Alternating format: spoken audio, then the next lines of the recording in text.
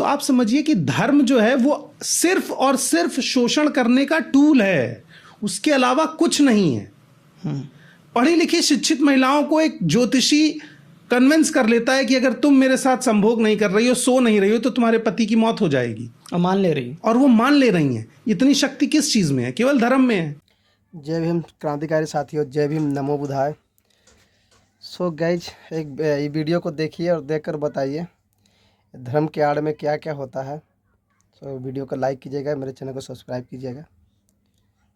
कुछ लोगों ने मान लिया इस देश में कि छोटे हैं, कुछ लोगों से कुछ लोग ये मान लिए हैं कि वो बड़े हैं और वो मुख से पैदा हुए हैं। कुछ लोग पैर से जो थ्योरी चलती है इसको सच मान लिया है। कुछ लोगों ने कहीं गीता में पढ़ लिया है कि मया सृष्टम चतुर्वर्णम, वहाँ कृष्ण कह रहे हैं कि मैंने 4 वर्णों की उत्पत्ति की, ब्राह्मण क्षत्रिय वैश्य, लेकिन ये कर्म के आधार पर है। ऐसी बातें, लेकिन सोसाइटी में ऐसा है नहीं। देखो परमिंदर भाई, धर्म जो है ना, हाँ, मैं उसी पे आ रहा हूँ कि ये जो धर्म की मानसिक गुलामी है, धर्म क्या करता है। देखो फिर और बात करेंगे। सीधी सी बात बताऊं, धर्म क्या करता है। आप सबने महाराष्ट्र का अशोक करात वाला वीडियो देखा होगा कि धर्म कितनी मूर्ख चीज है। 58 पढ़ी लिखी शिक्षित महिलाएं जिनके पति ऊंचे सरकारी पदों पर हैं, वो अगर शारीरिक शोषण का शिकार हो रही हैं तो उसके मूल में धर्म है। तो आप समझिए कि धर्म जो है वो सिर्फ और सिर्फ शोषण करने का टूल है, उसके अलावा कुछ नहीं है। पढ़ी लिखी शिक्षित महिलाओं को एक ज्योतिषी कन्विंस कर लेता है कि अगर तुम मेरे साथ संभोग नहीं कर रही हो, सो नहीं रही हो, तो तुम्हारे पति की मौत हो जाएगी, और मान ले रही, और वो मान ले रही हैं। इतनी शक्ति किस चीज में है? केवल धर्म में है। ऑक्सफोर्ड यूनिवर्सिटी को रिसर्च करनी चाहिए इस पे। और 10वीं फेल है वो। वही मैं कह रहा हूं कि उसके पास क्या है? सिर्फ एक टूल है धर्म का, और वो भी इसलिए काम आ रहा है क्योंकि आपके अंदर धर्म के नाम पे पहले से फियर है। आपको लगता है करवा चौथ का व्रत नहीं रखा तो मेरा पति मर जाएगा, और ब्रिटेन में और लंदन में और यूएस में कोई रखता ही नहीं करवा चौथ का व्रत, तो वहां क्या पुरुष मर गए सारे? पुरुष विहीन हो गई धरती? नहीं हुई। यानी कुछ तो ऐसा है जो धर्म आपको मूर्ख बनाता है। मैं देख के हैरान था कि ऐसा कैसे संभव है।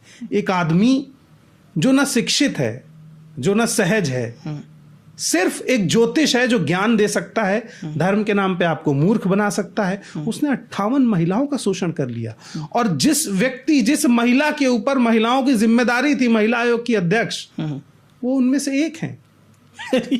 ये तो बड़ा आश्चर्यजनक तो है। ये कितना देखिए शर्मनाक है। ये काम कोई और नहीं कर सकता। ये ड्रग्स नहीं कर सकता, अफीम नहीं कर सकता, गांजा नहीं कर सकता, शराब नहीं कर सकती। ये काम सिर्फ धर्म कर सकता है।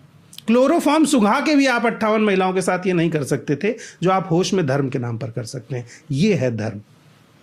धर्म टूल है शोषण करने का, कुछ स्पेसिफिक लोगों के लिए। इस देश में कुछ लोग शारीरिक शोषण कर रहे हैं बाबा बन के, कुछ आर्थिक शोषण कर रहे हैं, कुछ सामाजिक शोषण कर रहे हैं, और ये सारा शोषण कर बाबा ही पा रहे हैं। राम रहीम हो गए, आसाराम हो गए, ठीक है। ये सब क्या कर रहे थे? इन्होंने धर्म की सिद्धि प्राप्त करके भी अंततः किया तो वही, जिसे समाज में बलात्कार कहा जाता है, घृणित कहा जाता है, नीच हरकत कहा जाता है, ठीक है, वही करके गए ना। तो इसका मतलब धर्म अंततः आपका शोषण करेगा, ये लिख के ले लीजिए। तो एक विद्रोही जैनों में कवि हुए जिन्होंने एक धर्म की कविता लिखी है। उन्होंने उस कविता में बताया कि धर्म ऐसा है कि आप गड्ढे में गड़े रहें और सुअरों को भी भगवान कहें। हाँ, कह ही रहे हैं लोग। हाँ, अवतार बना दिया है। 28-29 साल के आदमी की लोग पूजा कर रहे हैं पैर में। कल मैं एक वीडियो देख रहा था, धीरेन्द्र शास्त्री के उम्र में एक 60 साल का आदमी गिरा हुआ है, बुढ़ा बुजुर्ग, और धीरेन्द्र शास्त्री मतलब उस पर ध्यान भी नहीं दे रहे हैं, इधर उधर देख रहे हैं, दांत खुजा रहे हैं। जैसे आदमी जानवरों को ट्रीट नहीं करता है कि आपके बगल से कुत्ता निकल जाए तो आप उस पर ध्यान नहीं देंगे, उस तरह से उस व्यक्ति को ट्रीट किया गया। ठीक है। तो ये केवल धर्म का प्रिविलेज है, ठीक है, और कोई प्रिविलेज नहीं। धर्म अगर धार्मिक आधार पर भेदभाव खत्म हो जाए तो जातिवाद भी बहुत आसानी से खत्म हो जाएगा। अगर कोई आपको कहता नहीं धर्म की गलती नहीं, देखिए सनातन में जातिवाद नहीं था, तो आया कहाँ से जातिवाद? जी, आपने पिछले पॉडकास्ट में धीरेन्द्र शास्त्री पर बात की थी, तो कुछ लोगों ने सवाल भेजे थे। सवाल क्या, वो कमेंट है, उसमें गाली गलौज भी बहुत कुछ। उन्होंने बोला आपने धीरेन्द्र शास्त्री अस्पताल बना रहे हैं तो अपने लिए बना रहे हैं, अस्पताल तो बना रहे हैं जनता के लिए, हाँ। तो इसका विरोध क्यों कर रहे हैं आप? मैं कह रहा हूँ कि धीरेन्द्र शास्त्री से उम्मीद क्यों है कि वो अस्पताल बनाए। हाँ। आसाराम बापू ने अस्पताल नहीं बनाया था, राम रहीम जी ने अस्पताल नहीं बनाया था। और अस्पताल किसके पैसे से बना रहे हैं ये सवाल है। क्या सरकार के पैसे से बना रहे हैं, क्या अपने पैसे से बना रहे हैं? जनता के पैसे से बना रहे हैं ना, तो फिर हर गांव में एक जनता अपना फंड बना के अपना खुद का अस्पताल खोल ले। धीरेन्द्र शास्त्री की जरूरत क्या है? धीरेन्द्र शास्त्री एक ब्रोकर और मीडिएटर ही तो हुए, जो सबका पैसा इकट्ठा करके और अस्पताल बना दे रहे हैं। ठीक है, तो फिर आपको ऐसे बाबा की जरूरत क्यों है? अगर धीरेन्द्र शास्त्री से मिलकर किसी को खुशी मिल रही है तो आपको क्या दिक्कत है? अगर किसी को सिगरेट पी के खुशी मिल रही है तो सरकार उस पर क्यों ये सूचना छापती है कि सिगरेट पीने से कैंसर होगा? सरकार को क्या तो दिक्कत है? सिगरेट बाबा एक थोड़े हुए। तो मैं वही, धर्म भी अफीम है। जो दिक्कत सरकार को है कि 18 साल से कम उम्र का बच्चा सिगरेट नहीं पिएगा, वही दिक्कत मुझे भी है कि धर्म आप किसी बाबा से नहीं सीखेंगे। आप पढ़िए, धर्म अध्ययन की वस्तु है। उसमें भी उम्र का क्लॉज होना चाहिए क्या? कुछ अध्ययन का क्लॉज होना चाहिए। भारत में धर्म को कभी विषय की तरह पढ़ाया नहीं गया, क्योंकि जिसने पढ़ लिया वो पाखंड से हट जाएगा। ठीक है, कहाँ लिखा है गीता, रामायण, महाभारत या वेद पुराण में कि आप एक 28-29 साल के आदमी को बाबा मान लो, वो भी जो हाथ में से बटन दबा के हनुमान जी को फोन लगा देता हो? गजब। मैं आपके सामने ये काम करूं तो आप मुझे मूर्ख कहेंगे? आप मुझसे मित्रता रखेंगे? फिर मुश्किल है। और आप मेरे सामने ये काम करें तो मैं पॉडकास्ट छोड़ के चला जाऊंगा। लेकिन जो आदमी नेशनल टेलीविजन पे काम कर रहा है उसकी आप पूजा कर रहे हो और अपने बच्चे को आप आइंस्टाइन बनाना चाहते हो। ये कैसे संभव है? तुम मूर्खता पूजो और बच्चा वैज्ञानिक बन जाए, हो ही नहीं सकता है। जब बाप मूर्खता पूज रहा है तो बच्चे भी उसमें सपोर्ट करेंगे ना। आप अपने घर पे शास्त्री जी की कथा सुन रहे हो, तुम चमार हो, हमको मत छुओ, ऐसे बोलना है शास्त्री जी। पर आप जो कर रहे हैं उससे क्या होगा पता है? एक कविता है, मैं 2-3 लाइन उसकी सुनाता हूँ। बहुत फेवरेट है, बहुत फेमस है। एक हिंदी में कवि हैं राजेश जोशी, उनकी कविता है कि जो इस पागलपन में नहीं शामिल होंगे मारे जाएंगे। कटघरे में खड़े कर दिए जाएंगे जो विरोध में बोलेंगे, और जो सच सच बोलेंगे मारे जाएंगे। तो ये जो सच बोलने का जो साहस है जो आप कर रहे हैं, इसका डर क्या है? मैं कह रहा हूँ कि अगर मैं आपसे जेन्युइन सवाल पूछूं, मुझे डर लगता है अगर जेन्युइन तरीके से, जैसे मैसेज, जैसे कमेंट, जैसी गालियाँ लिखी जाती हैं, मुझे सच बोलूं तो मुझे डर लगता है। आपको लगता है? डर किसको नहीं लगता है परमिंदर? मुझे लगता है इसे डर नहीं लगता है, वो इंसान ही नहीं है। शेर को डर नहीं लगता है क्योंकि वो जानवर है। हाँ। कुत्ते को डर नहीं लगता है, वो गाय को भी काटता है, हाथी को भी काटता है, आदमी को भी काटता है। लेकिन इंसान की प्रवृत्ति है डरना, और डर आपको सही फैसले लेना सिखाता है। निडर आदमी के फैसले गलत हो सकते हैं। सिकंदर निडर था, कितनी मार काट मचाई उसने। डर आपके विवेक को बढ़ाता है। मुझे डर लगता है, लेकिन यश मालवीय का एक गीत है कि दबे पैरों से उजाला आ रहा है, फिर कथाओं को खंगाला जा रहा है। तो हम जिस कोशिश में लगे वैसा नहीं है कि हम सिक्का उछालेंगे और पाला बदल जाएगा। राघव त्रिवेदी इंपॉर्टेंट नहीं है। 30 साल बाद मैं मर जाऊंगा, जातिवाद अभी 300 साल रहेगा। इस तरीके के सवाल करने वाले लोग जरूरी हैं, ताकि 300 साल बाद जब हम कहीं खड़े हों तो ये कहा जाए कि जिस समय जातिवाद अपने चरम पर था तब कुछ लोग थे इस तरफ भी और उस तरफ भी जो इसको मिटाने की कोशिश कर रहे थे। ठीक है, मैं कुछ नहीं कर रहा हूं, मैं उस चीज का 1% क्या 0.1% भी नहीं कर पाया जो बाबा साहब ने किया। गाली तो उनको भी पड़ती थी, हमले तो उनके घर पे भी हुए। आपको ब्राह्मण क्यों गाली देते हैं? लोग बोलते हैं कि भाई जिस जाति का आदमी होता है उसको वो लोग सपोर्ट करते हैं, या हर जाति का आदमी अपनी जाति के आदमी को, अपराधी को भी सपोर्ट करता है। यही जातिवाद है। हाँ, मैं यादव के यादव को सपोर्ट करूं और कुर्मी को ना करूं तो मैं भी जातिवादी हूं। और मैं ब्राह्मणों के सिर्फ ब्राह्मण को सपोर्ट करूं सिर्फ इसलिए कि वो ब्राह्मण है तो मैं जातिवादी हूं। क्यों गालियां दे रहे हैं? वो जातिवादी नहीं है, वो तो जातिवादी हैं। पर वो मेरे विचारों से सहमत नहीं है। उनकी नजर में ब्राह्मण वही है जो शोषण का समर्थन करे। तो कितना अमानवीय और क्रूर समाज है फिर। तो पूरी एक सोसाइटी को विकलांग बना रहे हैं हमने। विकलांग मतलब कि सोच, दिमागी तौर पर कि एक समाज के लोग इतने विकलांग, और इतने लोग बोलते हैं ना, मैं जैसे टर्म एक यूज कर रहा हूँ मानसिक गुलामी। ये इतनी बड़ी आबादी मानसिक गुलामी का शिकार है। क्या ये भी किसी तरह की मानसिक गुलामी है? अंदर में हमने सोच लिया है कि हम दबा के रखेंगे। मतलब हम, क्या कोई सवर्ण व्यक्ति अपने बच्चों को मानसिक विकलांग नहीं बना रहा है? देखिए मेरी एक बात को समझिए आप। हाँ। सवर्णों ने जितना शोषण किया हाँ, वहां पे रुक नहीं गए हैं। ऐसा नहीं है कि कोई सवर्ण अभी प्रिविलेज पर है तो यहाँ से शोषण छोड़ देगा। वो अपने आगे आने वाली पीढ़ी के लिए, अपने बच्चे के लिए भी वही कुर्सी बचाना चाहता है जो सत्ता के शीर्ष पे हो, जिसका शोषण ना हो, जो शोषण कर सके। पर मैं उस समाज की कल्पना करता हूं जिसमें शोषण की जरूरत ही ना हो, ठीक है, बराबर सबको मिल जाए। बराबरी में तो कोई समस्या नहीं है ना। एक ऊपर है और एक नीचे, ये सिस्टम समाज में नहीं चलता है। बिल्कुल। आंकड़े बहुत विभत्स हैं। देखो, मैं आंकड़ों पे आता हूं तो लोगों को तकलीफ होती है। आंकड़े आईना है उस समाज का। मैं आपको एक आंकड़ा दिखाता हूं जो आपको हैरान करेगा। अनुसूचित जातियों पर, दलितों पर अत्याचार के मामले 2019 में थे 45,900 कुछ, 2020 में हो गए 50,200 कुछ, 2021 में हो गए 50,900, 2022 में हो गए 57,800। यानी कितने बढ़ गए? एक साल में 7,000, और उसके बाद 2023 में 57,000 के आसपास। यानी 13% बढ़े हैं 2021 से 22 के मध्य में। कोई कहने वाला नहीं है। अब आते हैं एससी के डेटा पर। एससी पे 15,000 थे उत्तर प्रदेश में, केवल यूपी में। ये जितने आप देख रहे हैं 45,000, इसमें से उत्तर प्रदेश 26% हिस्सेदारी रखता है। ठीक है। और यहाँ मुख्यमंत्री किस समाज से आते हैं? राजपूत। तो ये असर करता है। जब बहन जी थी तभी डाटा कम हुआ। ये एक मेंटल साइकोलॉजी है कि हमारा आदमी बैठा है, देखते हैं क्या कर लोगे। ये करनी सेना है यार, खुलेआम चंद्रशेखर रावण को गोली मारने की धमकी दे रहा है उसके संगठन का। वो छोड़ दीजिए, एक आदमी कह रहा है राहुल गांधी का गर्दन काट देंगे। कौन है? जो एलओपी उसकी गर्दन काटने की बात कर रहा, कोई खास कार्यवाही नहीं हो रही। मैं कह, ये प्रिविलेज लोग हैं। ये कोई है, एक दाढ़ी वाला है, कोई आता है बोलता है कि अगर ब्राह्मण समाज के लोग कह दें तो मैं किसी की भी जुबान खींच सकता हूँ। तो उसके पास कोई दूसरा काम नहीं है। ये भी तो हो सकता है भाई। जो दलित है, पिछड़ा है, उसकी डेली की कमाई पे उसकी जीवन निर्भर करता है। उसके पास इतना समय नहीं है कि वो 4 माइक लगा के कहीं जाके चिल्ला ले। हो सकता है लोग मेरे लिए भी कहें कि तुम भी सवर्ण समाज से आते हो इसलिए तुम्हारे पास ये प्रिविलेज है। ये सच बात है कि अगर मैं किसी ऐसे घर में पैदा होता जो सवर्ण समाज से नहीं होता, ठीक है, तो मेरी पहली लड़ाई पेट की होती, यहाँ बैठ के बात करने की नहीं होती। और मैं यहाँ बात कर पा रहा हूँ, इसका सिर्फ एक कारण है कि मैं जिस जाति से आता हूँ उसे प्रिविलेज मिला है, और इसलिए मैं ज़्यादा उत्तरदायी हूँ दलित समाज के प्रति। ठीक है, इसलिए मुझे बात करना ज़रूरी है मेरा, क्योंकि जब मैं बड़ा हुआ तब मुझे पता चला कि मुझे जाति के तौर पर क्या प्रिविलेज मिले।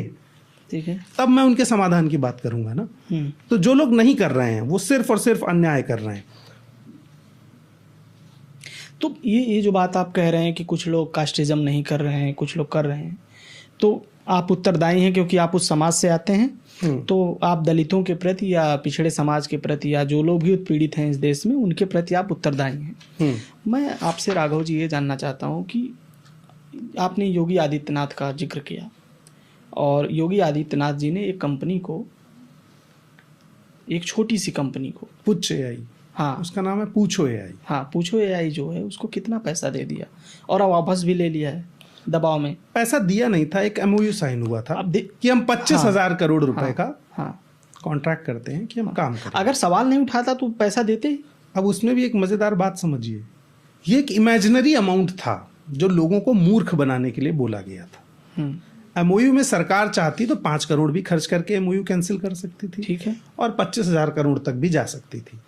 2023 में योगी आदित्यनाथ ने अयोध्या को एआई सिटी बनाने का प्रोजेक्ट लॉन्च किया था और एमओयू साइन किया था। 3 साल होने जा रहे हैं, बन गई एआई सिटी। एमओयू की कोई वैल्यू नहीं है। ये सिर्फ इसलिए साइन किए जाते हैं कि 10 ट्वीट हो जाएं, 5 फेसबुक पोस्ट हो जाएं, बढ़िया ग्राफिक्स बन जाएं, 100 होर्डिंग लग जाएं, तो जो प्रचार का बजट है वो भी चल जाए और लगे कि योगी जी कुछ एआई जनरेटेड कर रहे हैं। तो लोग बोलते हैं कि योगी जी अपने लिए तो कुछ कर थोड़े रहे हैं, उनका कौन है, ना परिवार है ना फैमिली है, वो तो जनता के लिए ही कर रहे हैं। नहीं तो ये सर्टिफिकेट थोड़ी है। हाँ, ऐसा आदमी जिसका परिवार ना हो, फैमिली ना हो, हाँ, आपके समाज में उसको किस नज़र से देखा जाता है? उसको लोग जिम्मेदार समझते हैं? हाँ, नहीं समझते हैं। तो फिर योगी जी को क्यों समझा गया इतना जिम्मेदार कि वो स्टेट चला लें? आपको लगता है वो चला सकते हैं? देखिए, मैं किसी चला की तो रहे क्षमता हैं। पे सवाल नहीं खड़ा कर रहा हूँ। हाँ अगर योगी जी स्टेट चला सकते हैं तो एक 12वीं पास आदमी उत्तर प्रदेश का भी स्टेट चला सकता है। दोनों में फर्क क्या है? कपड़े भर का ही तो फर्क है। बस वो भगवा कपड़ा नहीं पहन रहा है, वो शर्ट पैंट पहन रहा है, रिक्शा चला रहा है, धोती कुर्ता पहन रहा है। ठीक है। अगर यही एक पैमाना है कि भगवा पहन के पूजा करने से आप मुख्यमंत्री बन सकते हैं, तो फिर तो रास्ता बहुत आसान हो गया है। दलितों को भगवा पहनाइए, पूजा कराइए, मुख्यमंत्री बनाइए। ठीक है। वो तो नहीं संभव है, यही समस्या है। यादव कथा पढ़े तो पीटा जाएगा, तो कैसे मुख्यमंत्री बनेगा भगवा पहन के वो? पर यादव भी तो क्षत्रिय हैं, ऐसा आजकल मुहावरा चल रहा है। यादव कुर्मी ये लोग क्षत्रिय हैं, बहुत सारे लिखते भी हैं सब। हाँ, तो क्यों तब कथा तक नहीं है कर जब पाए? तक कोई छत्री आके इन्हें बता नहीं देता है कि तुम यादव हो। हाँ, तभी तक है। तब तक है बस। आप सेल्फ क्लेम्ड हैं, आपको अधिकार मिला नहीं है, आपने मांगा है। अधिकार कौन देगा ये? वही देंगे जो हैं, और वही बताएंगे कि तुम नहीं हो। हाँ, ये समस्या है और इसका समाधान इतना आसान नहीं है जितना आसान दिखाया जाता है। ठीक है। दलित राजनीति को आप देख रहे हैं बहुत करीब से, जी, क्या आपको लगता है कि उसमें दिक्कत है? देखिए, जैसे जो सबाल्टर्न पॉलिटिक्स हो रही, मैं सिर्फ दलित राजनीति की बात नहीं कर रहा हूँ। मुझे ऐसा लगता है राघव जी, जब मैं आपसे भी बातचीत कर रहा हूँ, एक बहुत बड़ी सोसाइटी ऐसी है जो सिर्फ कास्ट पे बात कर रही है। उसका ना कोई इकोनॉमिक कल्चर है, ना इकोनॉमी पे वो बात करते हैं, ना सोसाइटी में डेवलपमेंट हो कैसे होगा इस पे बात करते हैं, वो सिर्फ कास्ट पे बात कर रहे हैं। ऐसा क्यों हो रहा है? क्योंकि बहुत लंबे समय तक परमिंदर इस पर बात ही नहीं हुई है। जैसे मैं चाहता हूँ, मैं पॉडकास्ट के तौर पर मैं चाहता हूँ कि मुझे कास्ट पे बात ना करना पड़े, लेकिन जब आता हूँ हर बार करना पड़ता है। तो क्यों आप नहीं करना चाहते? मैं चाहता हूँ कि ऐसा कुछ रहे ना। तो जब तक है तब तक तो करना पड़ेगा। देखिए, ये साधारण सी बात है, जब आरक्षण पर बात हो सकती है, हाँ, तो कास्ट पर करनी पड़ेगी, क्योंकि उसके बेस में क्या है? ये तो एलिटिज्म है कि चलो आरक्षण पर बात करते हैं और जाति पर बात नहीं करेंगे। तो दवा पर बात करते हैं, बीमारी पर बात नहीं करेंगे। तो बीमारी की दवा कैसे ढूंढ ली जाएगी? ये तो दिक्कत है। दवा आरक्षण है, बीमारी जातिवाद है। तो जब आप कहेंगे दवा ठीक नहीं है, तब तक बीमारी मुझे बतानी पड़ेगी कि क्या है। इस बीमारी का भाई साहब इलाज कर रहा हूं मैं, आपके पास कोई बेहतर इलाज है तो बताइए। तो आप कह रहे हैं दवा बदल दो, बीमारी पर बात मत करो, कैसे संभव है? हाँ, मुश्किल है। मुश्किल है ना। हमको समस्या पर बात करनी पड़ेगी, तब समाधान पर बात हो पाएगी। तो मैं कुछ ऐसी बातें हैं सोसाइटी में जिन पर अक्सर बातचीत नहीं होती है। आपको लगता है राघव भाई कि जो महिलाएं हैं, अभी वुमेन रिजर्वेशन बिल की बात चल रही है और इस पे लंबी डिबेट हुई है। कुछ लोगों ने बोला कि लालू यादव, शरद यादव या फिर मुलायम सिंह यादव या मायावती, इन लोगों ने महिला वुमेन रिजर्वेशन बिल का विरोध किया। लेकिन वो ये बात कहते थे कि जब भी महिलाओं का रिजर्वेशन इस देश में लागू होगा तो अलग अलग होना चाहिए, यानी आदिवासी महिला अलग, दलित महिला अलग, ओबीसी महिला अलग और सवर्ण महिला अलग। सबके लिए आरक्षण जो पुरुषों के लिए है उसी तरह का होना चाहिए। आपको लगता है कि महिलाओं का भी आरक्षण बंटना चाहिए? आंकड़े बताता हूँ आपको। हाँ, इस पर, हाँ, कि महिलाएं कैसे अलग हैं। 2020 में कुल बलात्कार होते हैं 28,000 के आसपास, 28,046। ये शर्मनाक है, कोई तारीफ वाला आंकड़ा नहीं। बिल्कुल। रिपोर्ट बताती है द वीक की, हाँ, कि भारत में जितने बलात्कार के केस रजिस्टर होते हैं वो कुल संख्या का 1% है। 1%? इतनी ही कंप्लेन पुलिस तक पहुंच पाती है। ये एक बड़ी रिसर्च नहीं है, पर जिस रिसर्च का ये डेटा है उस आधार पर 1 से 2% कंप्लेन ही पहुंच पाती हैं। ठीक है। यानी देखिए आंकड़ा कितना दुखद है। 2022 तक आते आते ये आंकड़ा हो जाता है 31,516। ठीक है। यानी औसतन इस देश में हर दिन 86 बलात्कार हो रहे हैं। ये न्यू नॉर्मल है। अब आंकड़ा आइए कि इससे एससी महिलाएं कितनी हैं। तो 2020 में एससी महिलाएं थी 3400, 12%। ठीक है। 2022 तक एससी महिलाएं हैं 4241, 13.5%। हाँ, यानी आंकड़ा बढ़ा है। ठीक है। इनकी रिपोर्ट भी तो नहीं लिखी जाती हो? इनकी रिपोर्ट वही द वीक की रिपोर्ट बताती है। मैं उसी के मूल में जा रहा हूं। हाँ। उसका मूल ये बताता है कि 2022 में सर्वाधिक राजस्थान में और उत्तर प्रदेश में, और सबसे ज्यादा जातिवादी राज्य कौन से हैं? यही दो हैं। यही दो हैं। अब और आते हैं, चिंताजनक ये है कि 2% ही सक्सेस रेट है। द वीक की कानूनी रिपोर्ट बताती है कि दलित महिलाओं के बलात्कार के मामले में प्रभावी सजा दर 2% से कम है। 98% छूट जाएंगे। 98% छूट जा रहा है प्रभावी सजा दर। उसके बाद विशेष न्यायालयों में सजा दर 34.9% है, लेकिन बरी होने की दर 63.1% है। यानी 63% लोग इन 2% में से भी बरी हो जा रहे हैं। कितना शर्मनाक, कितना शर्मनाक है। तो इन महिलाओं को ज्यादा आरक्षण नहीं मिलना चाहिए, मिलना चाहिए। फूलन देवी जैसी महिलाएं होनी चाहिए। लोग कहें उसे हत्यारन, लेकिन मैं इस बात का समर्थन करता हूं। जब तक उस तरह की महिलाएं समाज में नहीं होंगी, तब तक इस तरह के शोषण करने वाले कम भी नहीं होंगे। इसमें आगे और बताया जाता है, यह रिपोर्ट आगे बताती है कि उनमें से अधिकतर को न्याय नहीं मिलता है। सभी SC/ST बलात्कार मामलों में से 88.9% मामले न्यायालय में लंबित हैं, पेंडिंग पड़े हुए हैं। यह द वीक की रिपोर्ट है। ठीक है। और ये पूरा data NCRB, UGC, human rights watch, India hate lab, इन सब के आधार पे फिल्टर होके आ रहा है। तो इसमें मेरा कोई डेटा नहीं है। ठीक है। डेटा ये तमाम एजेंसीज दे रही हैं, तो डेटा तो झूठ नहीं है। ठीक है। अगर 63% बलात्कारी जो SC/ST समाज की महिलाओं के साथ शोषण करता है वो छूट जा रहा है, तो सिर्फ वो 63% अब अपनी आंखों से इस समाज की महिलाओं का बलात्कार रोज कर रहा है। गांव में, समाज में वो डर के जी रही हैं कि इसका तो कुछ होगा नहीं, ये तो छूट के भी आ गया। सिर्फ एक महिला का शोषण पूरे गांव का, पूरे समाज का शोषण बन जाता है। फिर कैसे वो महिला सामने आके खड़ी होगी प्रधानी का चुनाव लड़ने? रिजर्व सीट पे रिजर्व कैंडिडेट नहीं मिलते हैं इस दौर में परमिंदर, ये स्थिति है। अवधेश प्रसाद एकमात्र हैं जो सामान्य सीट से सांसद। आज भी भारत के गांव में सवर्ण प्रधानों के यहाँ काम करने वाले दलितों को प्रधानी का चुनाव लड़ाया जाता है सिंबॉलिकल तौर पर। हाँ, मेरे यहाँ भी यही। आज भी उनके हाथ में पावर का प्रिविलेज नहीं है। वो सवर्ण नहीं, जब सीट बदली तो लड़ाता है। एक पालतू पाल के रखता है काम करने वाले को। कितना शर्मनाक है ये बताइए। तो क्यों नहीं हो? महिला रिजर्वेशन होना चाहिए, बिल्कुल होना चाहिए, और जातिगत आधार पे होना चाहिए कि SC/ST OBC समाज की महिलाओं को ज़्यादा सीटें मिले। तो वीडियो को देखकर आपको क्या लगा? आप ज़्यादा अंधभक्ति में मत डूबिए, अपने आप को गुमराह होने से बचाइए। जय भीम, जय भारत, जय संविधान।